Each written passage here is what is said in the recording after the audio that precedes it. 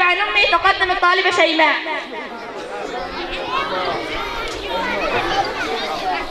بسم الله الرحمن الرحيم. أحييكم بتحية الإسلام، تحية أهل الجنة. السلام عليكم ورحمة الله وبركاته.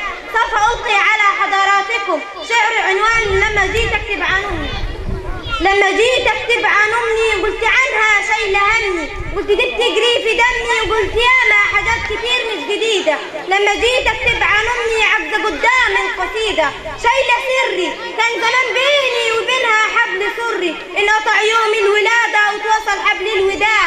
حبي ما تحولش عادة من كلام رب العباد، حبها أصلا عبادة. في التعب كانت بتسأل، جه مؤنث جه مذكر، جه بيضحك جه مكشر، جعل الدنيا بسلامة.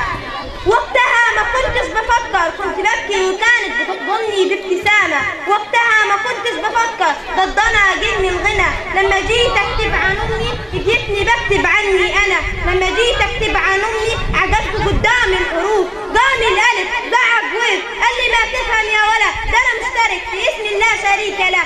اول الاسم الف واول الام ده الف، ودي بالصدق ربك بيخلق من